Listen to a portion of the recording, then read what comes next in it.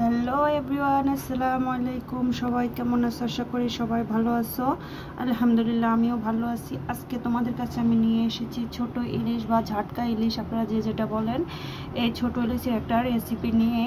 এখানে আমি ছোট ইলিশগুলোকে ভালো করে কেটে ধুয়ে তারপরে পরিষ্কার করে নিয়েছি। আর এখানে আমি নিয়ে নিয়েছি মিডিয়াম সাইজের 3টা আলু। এগুলোকে আমি ভালো করে কেটে ধুয়ে পরিষ্কার করে নিয়েছি। একটু বড় বড় সাইজের করে আলুগুলোকে আমি টুকরো করে নিয়েছি।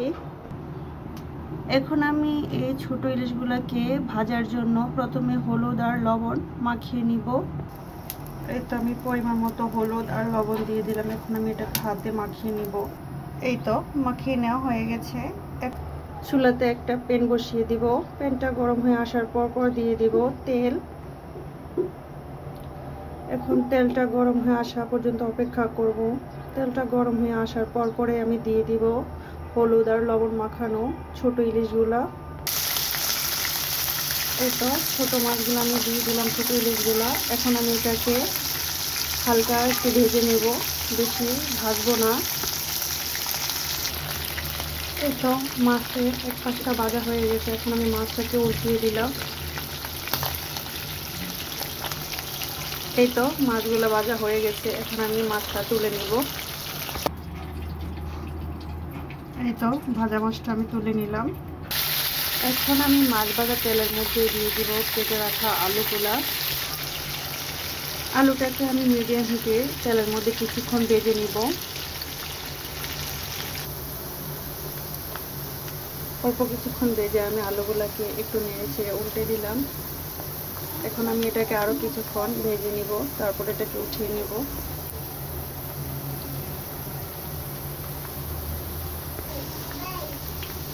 এই তো আলুগুলা প্রায় ভাজা হয়ে গেছে। আলুগুলাকে আমি তুলে নিব। তবে খেয়াল রাখতে হবে, এই ভাজা অবস্থায় আলুগুলাকে প্রায় হাফ সিদ্ধ করে নিতে হবে। এই তো আলুগুলাকে আমি ভেজে তুলে নিয়েছি। এখন আমি রান্নাতে চলে যাব। এখানে আমি রান্নার জন্য নিয়ে নিয়েছি একটা বড় সাইজের পেঁয়াজ কুচি, নিয়ে নিয়েছি 3 থেকে 4টা কাঁচামরিচ কুচি ফালি করে, নিয়েছি একটা বড় সাইজের টমেটো ফালি করে, আর নিয়েছি কিছু ধনিয়া পাতা কুচি করে। এখন আমি মাছ ভাজা আর আলু ভাজা তেলের মধ্যে দিয়ে দেব পেঁয়াজ কুচি। এই তো পেঁয়াজ কুচিটাকে দিয়ে আমি ভালো করে বেরেস্তা করে নিয়েছি।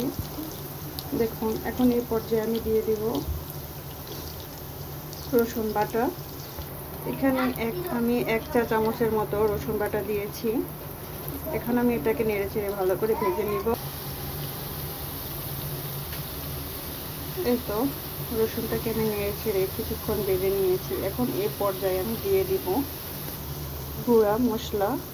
এখানে আমি দিয়ে দিয়েছি 1/2 টেবিল চামচ হলুদের গুঁড়া, 1 টেবিল চামচ মরিচের গুঁড়া, 1.5 টেবিল চামচ লবণ, আর 1/2 টেবিল চামচ হচ্ছে অল্প পরিমাণে জিরার গুঁড়া। এখন আমি এটাকে সামান্য পরিমাণে পানি দিয়ে কিছুক্ষণ কষিয়ে নেব।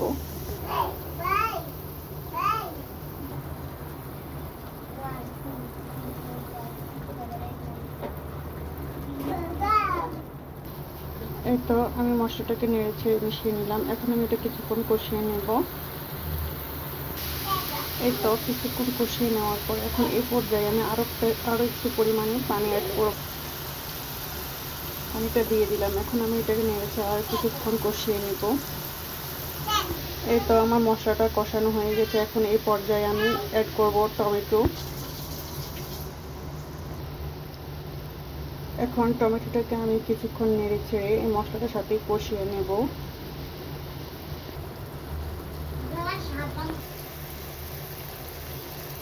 এই তো টমেটোগুলোকে কষানো হয়ে গেছে। এখন এই পর্যায়ে আমি আলুগুলা দিয়ে দিব, ভেজে রাখা আলুগুলা।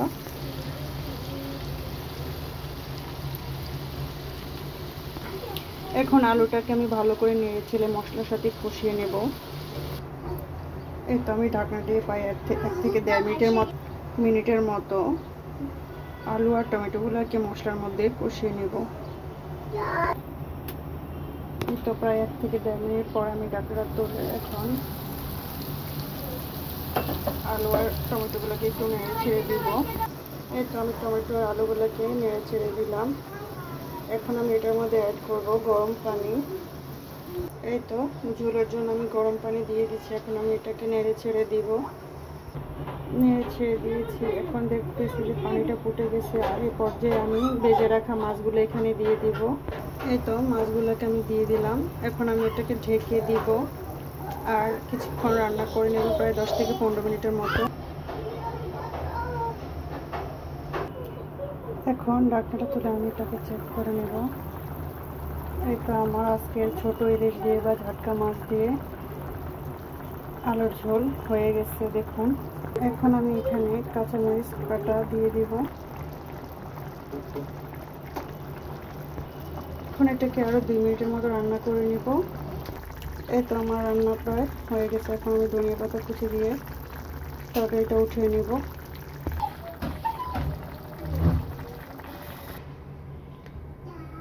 এই তো হচ্ছে আমার আজকের লাস্ট লুক। আপনারা সবাই অবশ্যই কমেন্টস করে জানাবেন আমার আজকের রান্না কেমন হয়েছে।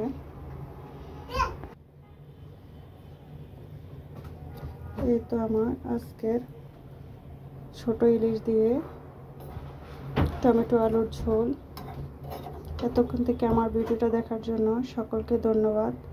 সবাই সুস্থ থাকবেন, ভালো থাকবেন। সবাইকে ধন্যবাদ। সবাই সুস্থ থাকবেন, ভালো থাকবেন আর আমার জন্য দোয়া করবেন। আল্লাহ হাফেজ।